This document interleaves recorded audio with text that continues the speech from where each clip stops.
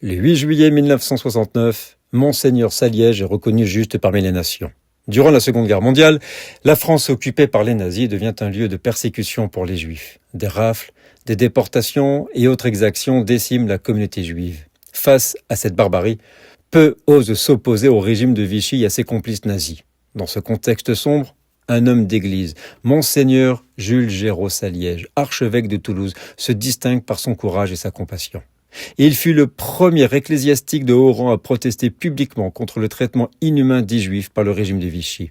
À une époque où toute la hiérarchie catholique se tait, le dimanche 23 août 1942, il rédigea une lettre qui fut lue en chaire dans toutes les églises de son diocèse pour condamner avec véhémence le sort des Juifs. Je cite. « Les hommes, femmes et enfants, les pères et les mères sont traités comme un vil troupeau. Les membres d'une même famille sont séparés les uns des autres et envoyés vers une destination inconnue.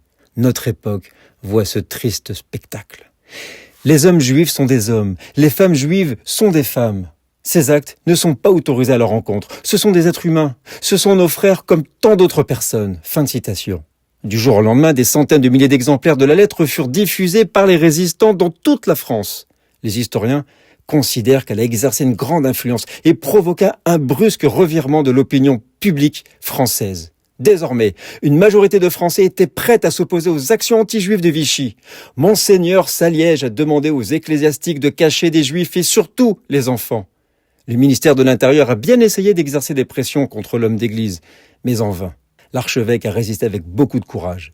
Le 8 juillet 1969, Yad Vashem reconnaît Monseigneur Jules Géraud Saliège juste parmi les nations.